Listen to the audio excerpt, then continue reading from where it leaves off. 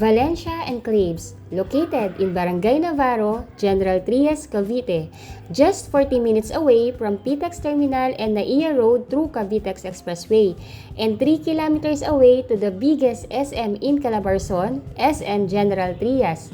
This model unit is we call twin homes with tiles and complete turnover, with 2-car garage, 3 bedrooms with built-in cabinet, 2 toilet and bath, kitchen with hanging cabinet and base cabinet, with provision for dirty kitchen and laundry area, 96 square meter lot area, 55 square meter floor area, pinakamurang duplex sa buong General Trias, Cavite.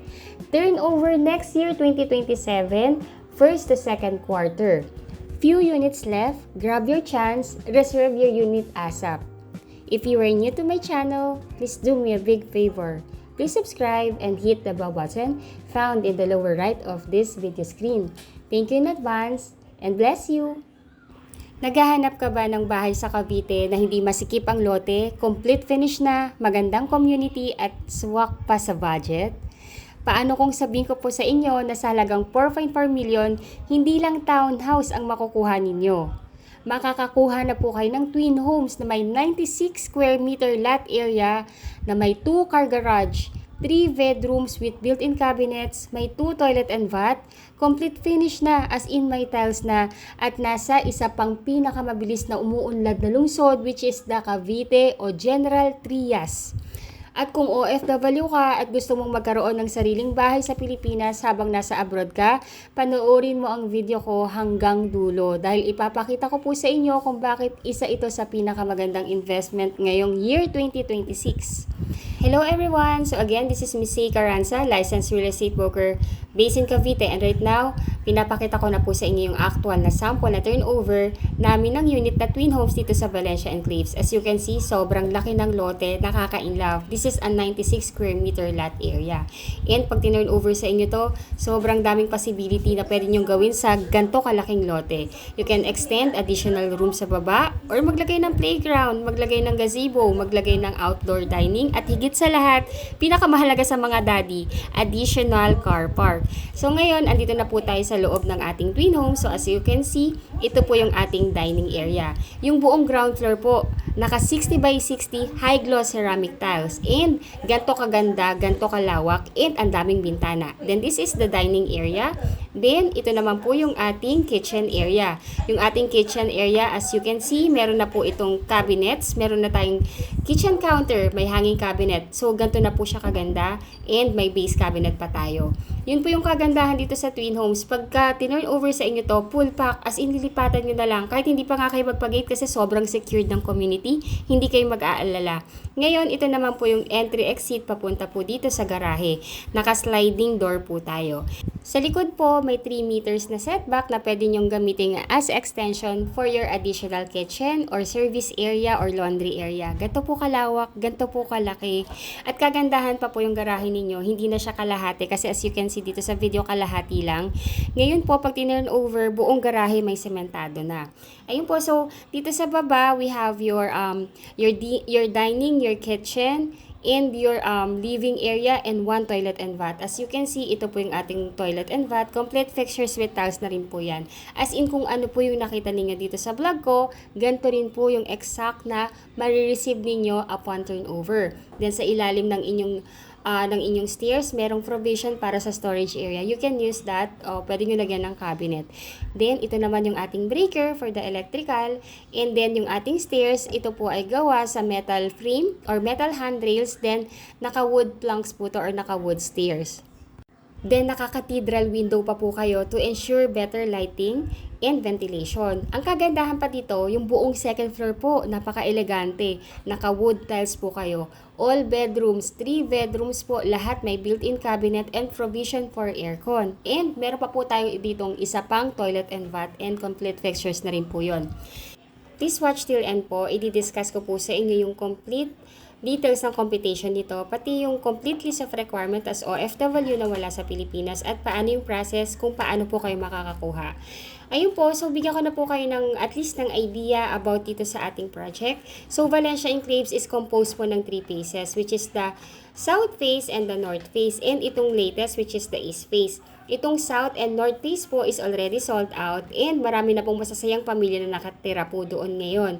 Ngayon po dito sa east face, we only have 257 units and right now, few units left na lang po.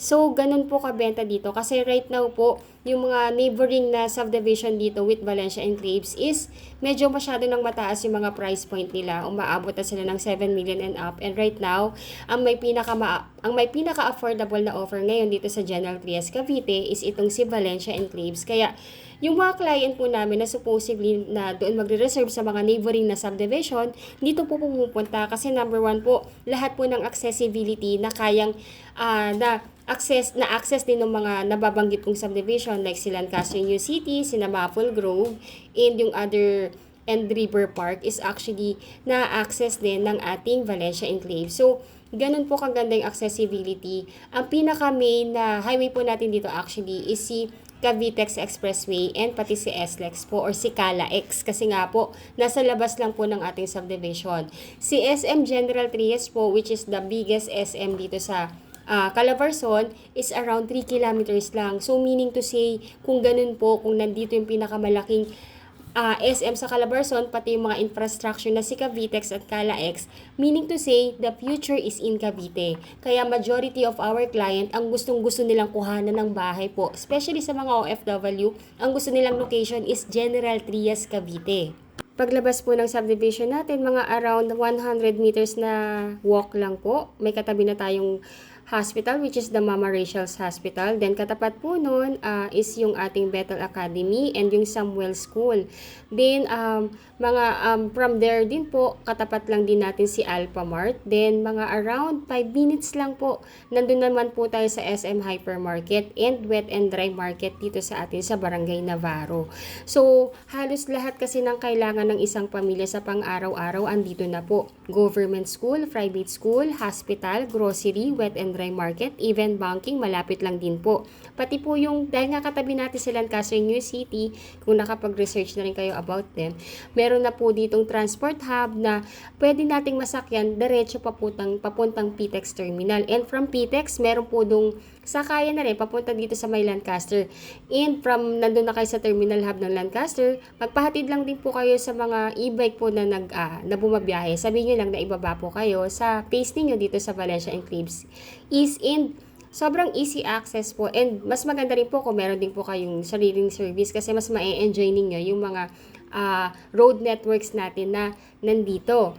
Kung OFW ka at gusto mong magkaroon ng sariling bahay dito sa Pilipinas habang nasa abroad ka, napakadali lang ng proseso. Hindi mo kailangang umuwi agad para makapagpa-reserve. Tutulungan kita mula reservation hanggang turnover. Iga-guide kita sa bawat hakbang ng proseso. Kung gusto mong makakuha ng unit na malapit sa gate o malapit sa amenities o sa pinakamagandang location, ngayon po ang tamang panahon para magpa-reserve habang meron ka pang mapagpipili ang magagandang location. I-message nyo lang po ako sa WhatsApp o sa Viber o sa aking Philippine mobile number na nakalagay sa video na to. Pwede nyo rin po akong i-add sa aking Facebook. Search nyo lang po Zay Caranza. Sa susunod nating video, ipapakita ko naman po ang kompletong computation, housing loan process, monthly amortization at step-by-step guide para sa mga OFW na gustong bumili ng bahay sa Valencia Enclaves East.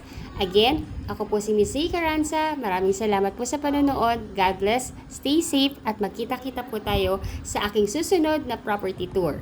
Again, if you are new to my channel, please do me a big favor. Please subscribe and hit the bell button found in the lower right of this video screen. Thank you in advance. Elan Vital's new project in General Trias is an enclave of quaint residential twin homes located in Barangay Navarro.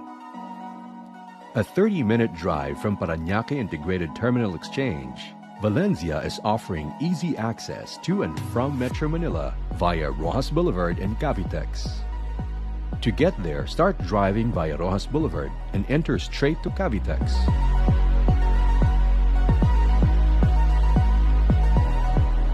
Continue driving straight along Cavitex.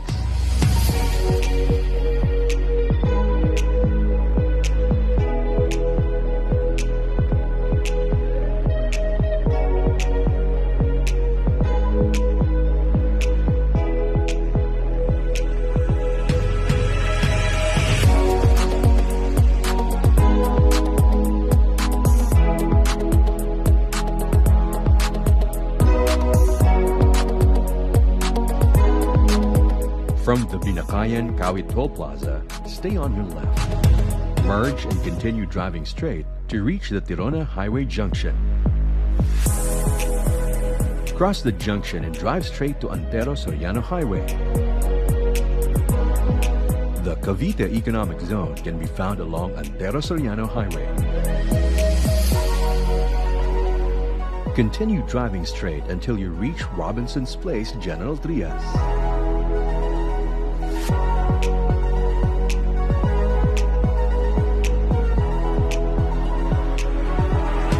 A few meters after Robinson's Place, General Trias, turn left on General Trias Drive.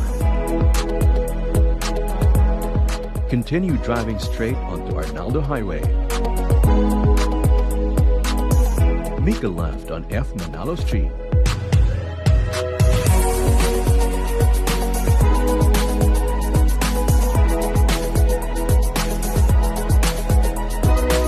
Turn left on Pag-asa Street and drive straight to reach your destination. You have arrived at your destination.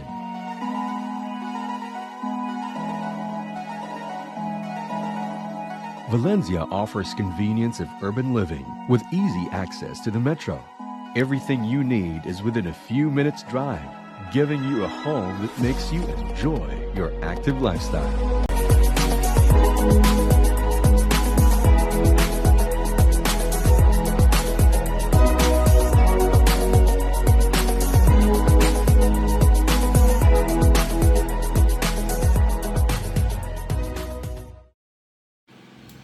Hello everyone! So again, I'm back. So this is Miss Say Caranza, licensed real estate broker based in Cavite. And right now, what I'm showing you po is yung actual computation ng ating big lot na 96 square meter twin homes dito sa Valencia Enclaves East.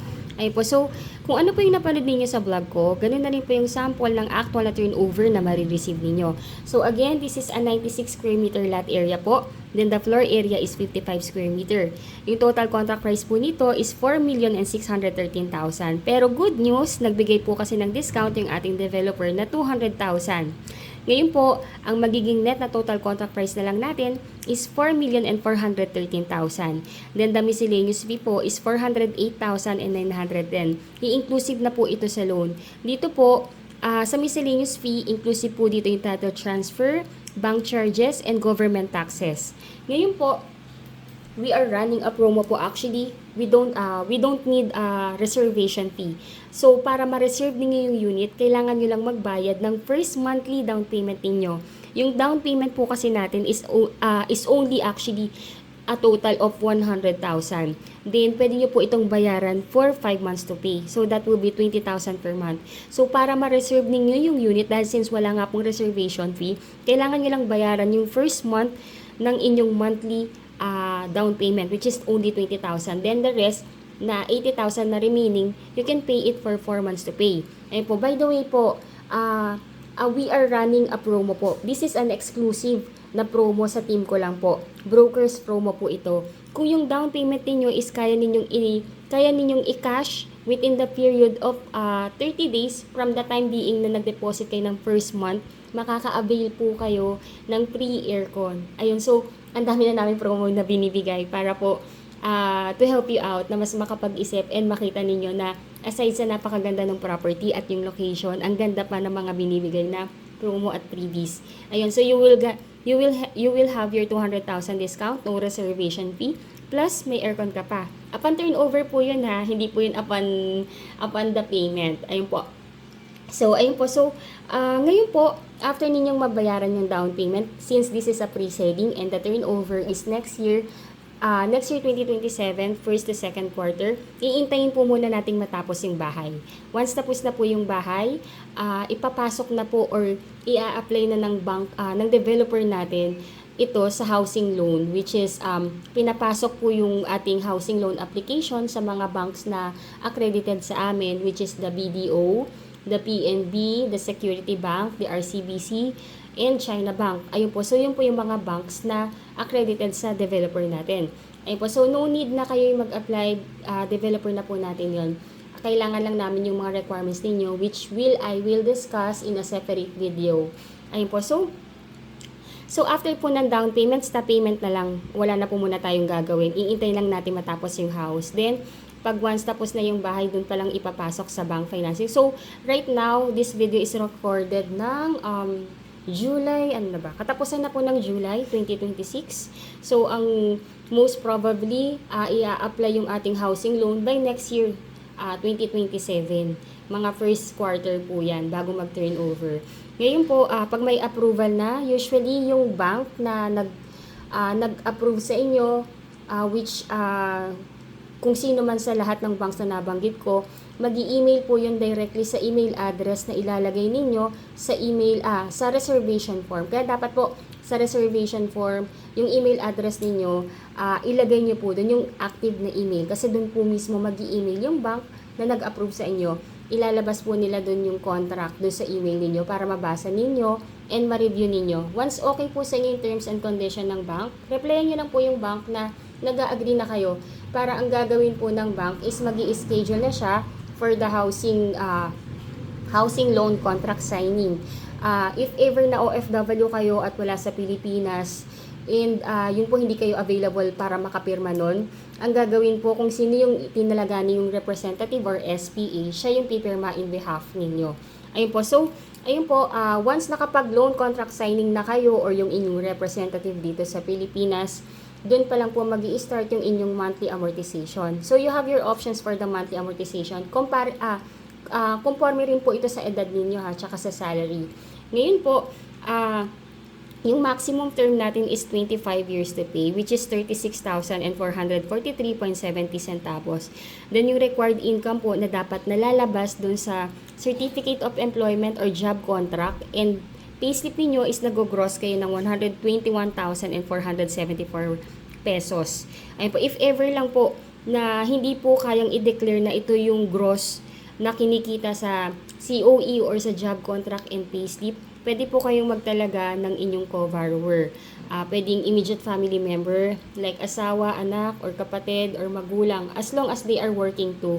Kasi po, hihingan din sila ng mga job documents. Ayun po, kung ayaw naman po ng 25 years, we have our short terms, which is we have 20 years, may 25 years, may 10 years, and meron din tayong 5 years to pay. Ayun po. So, ngayon po, di ba po, nakapag-loan contract signing na rin po kayo or yung inyong representative.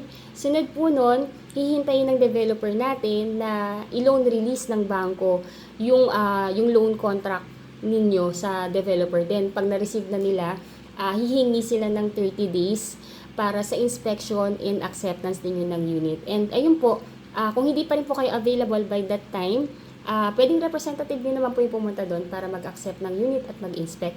Don't worry po kasi sasamahan ko rin naman po siya. So, ayun po, pagka in-accept na yung unit, magbibigay po ng move-in permit yung ating PMO or yung ating yung ating admin sa subdivision. And yes, pwede na pong mag-move in. Ayun po. And by the way po, meron lang po tayong tinatawag na move-in. Yung move-in fee, which is 19,000 pesos. Ito po is para sa application ninyo ng Meralco and water bill. Instead na yung inyong kamag-anak or kayo pa yung pupunta sa Meralco or sa water para mag-asikaso ng application, yung admin na po natin sa subdivision yung gagawa niyan in behalf of you. So, babayaran po yan after ng loan contract signing.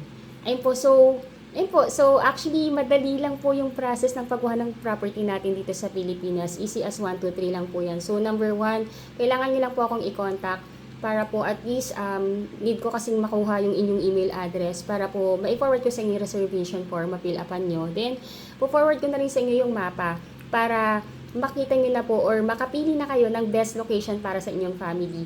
Actually, I will give you idea na din kung ano yung magandang location dun sa map. Usually, naglalagay na ako ng mga tick or check kung saan yung mga magagandang location na pwede nyong pagpilian. Ayun po, so, ayun po, then after po nun, isend back nyo lang sa akin reservation form. Then kung na-send back nyo na reservation form, along with your on-hand na requirements. Yung requirements naman po is, for the preliminary is kailangan ko lang yung 2 valid ID ninyo, latest job contract or latest payslip. Then the rest pwedeng to follow. Ayun po, then para ma-reserve natin yung unit na napili ninyo, all you need to do po is, bayaran muna natin yung first month na down payment. I will give you or I will provide you yung aking broker's account kung saan nyo pwedeng i-deposit yung inyong first monthly down payment. Then, ipo-forward namin yan sa office para maresibuhan po tayo.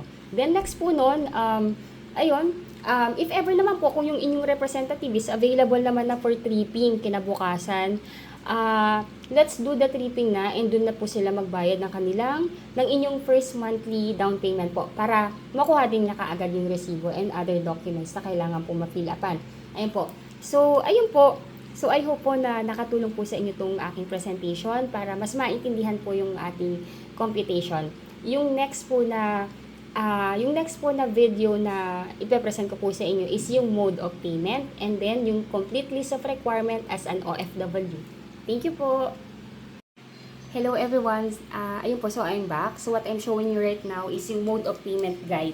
This is an easy steps for our homeowners, lalo na po sa mga OFW natin na wala sa Pilipinas.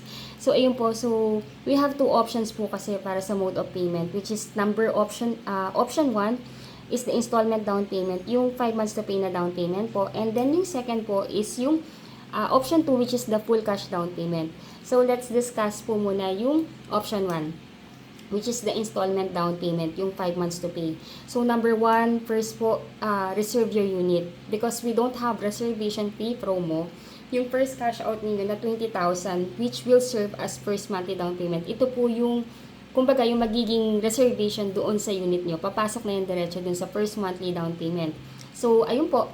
Ngayon po, di ba po nakapagbayad na kayo ng first down payment? Sunod po niyan, papipiliin namin kayo ng aming cut-off date kung kailan yung gusto nyong due date. So yun po, after paying your first 20,000, you may choose your monthly down payment due date. Yung cut-off date po namin dito is every 7th of the month, every 14th of the month, and every 21st of the month. Yun po, so once you chosen, this will be your permanent due date until your down payment is fully paid. Ngayon po, kunyari, this is the sample payment po, sample payment schedule. Example, you reserve your unit on August 1 and you choose every 7th of the month as your due date. So, ito po yung magiging cut-off date natin. So, first down payment, papasok siya ng August 1, which is you have paid for 20,000 pesos. Pwede nyo po siyang i-cash or bank deposit. Ngayon po, yung second down payment, doon na siya papasok yung cut-off date, di ba? August 1. Sunod ang August is September. So, September 7, ito na po yung second monthly down payment niyo at yung napili ninyong cut-off date. So, yung amount is 20,000. Then, on the third month, ganun po, hanggang matapos yung full down payment niyo. So, every 7 po yung magiging cut-off. Ngayon po, ang mode of payment po para sa installment payment ng down payment is through post-dated check. Yung post-dated check po, ibig sabihin po niyan is checking account.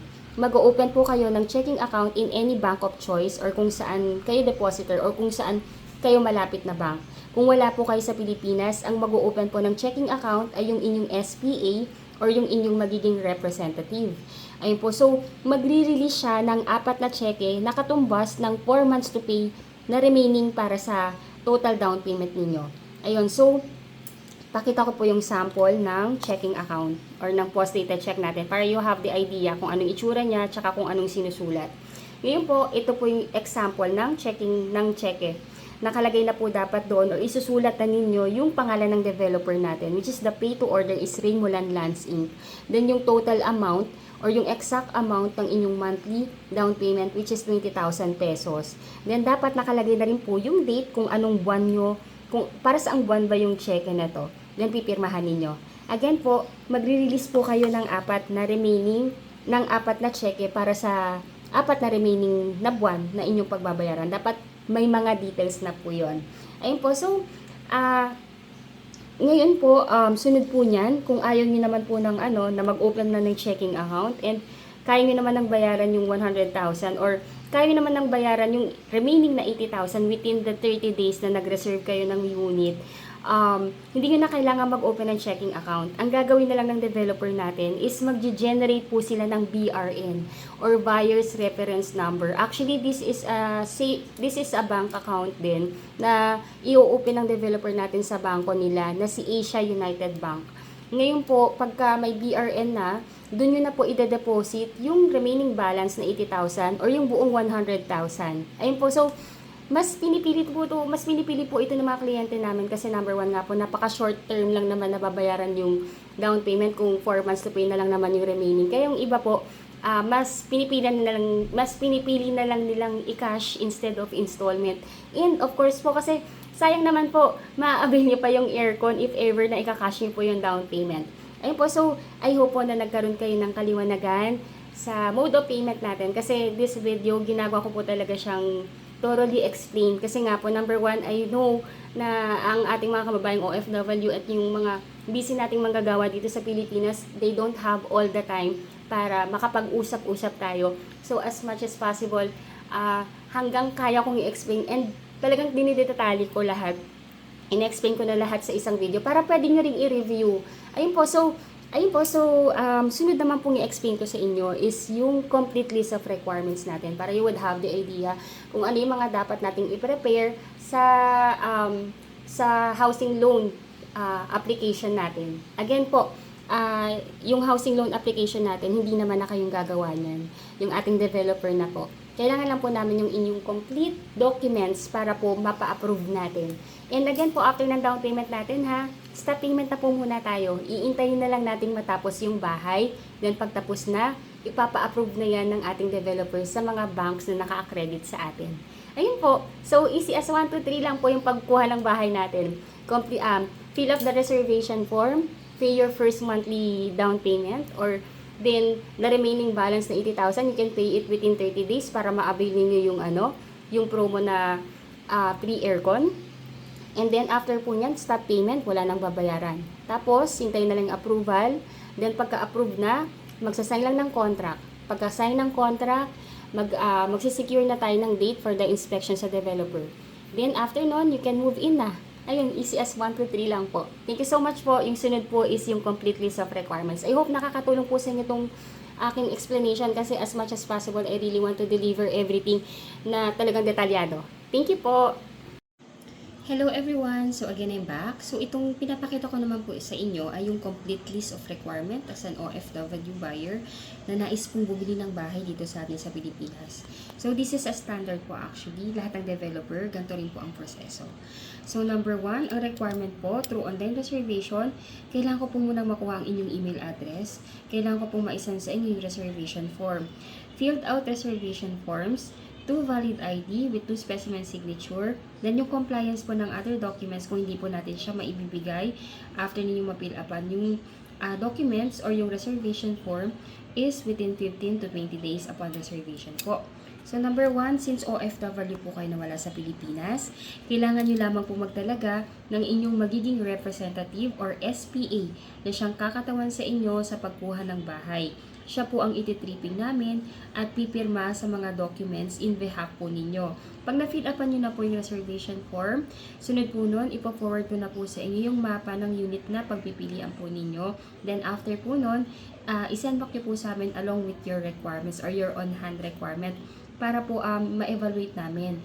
Then sunod po nun, bibigyan ko na po kayo ng go signal na pwede na po kayong mag-deposit ng inyong reservation fee or yung inyong pang first monthly down payment sa bahay na kukunin po ninyo. Ayun po. So, ngayon po, yung inyong magiging representative, pwede po siyang, dapat po ay immediate family member. Like asawa, o anak, o kapatid, o magulang, o pinsan, o pamangkin, or in-laws po ninyo kung kayo po ay married na.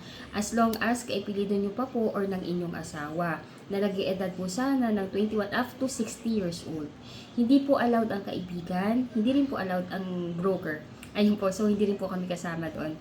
Ngayon po, ang inyong magiging requirements as an OFW na nasa ibang bansa, kailangan po namin ng inyong 2 valid ID with 3 specimen signature. Husband and wife if married po kayo. Marriage certificate if married. Birth certificate plus Senomar if single.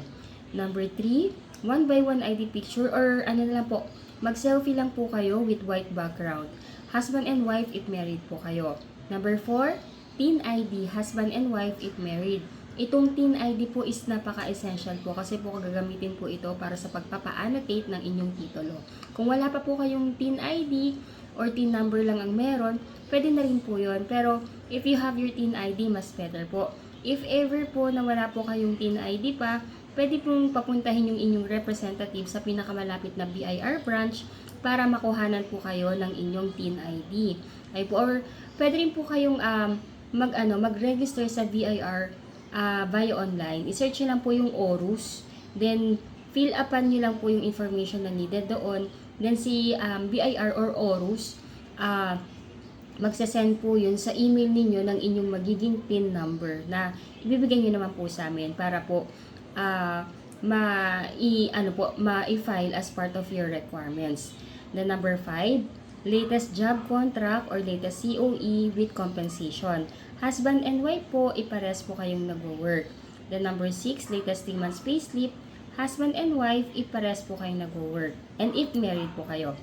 Number 7, visa or permanent residence ID or oath of allegiance or proof of dual citizenship. Ito po para po ito dun sa mga ating mga kababayan na kung residente na po dun sa bansang pinag-workan nila or kinaroroonan nila ngayon. Dapat po dual citizen pa rin po tayo.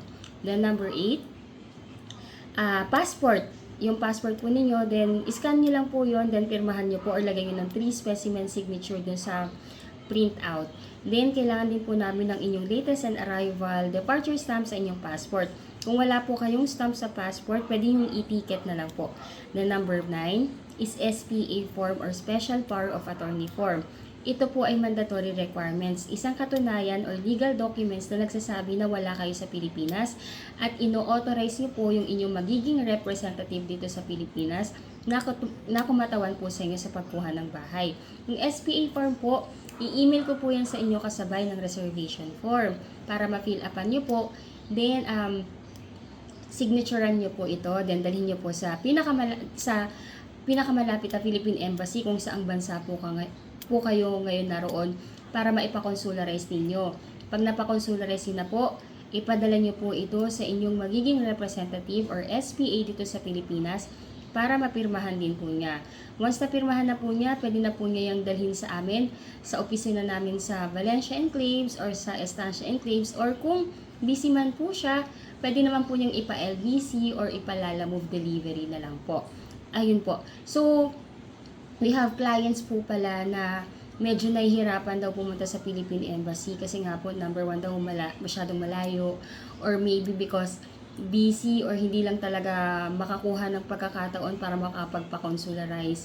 If ever na isa po kayo sa mga kliyente namin na may ganong scenario po, please let us know po.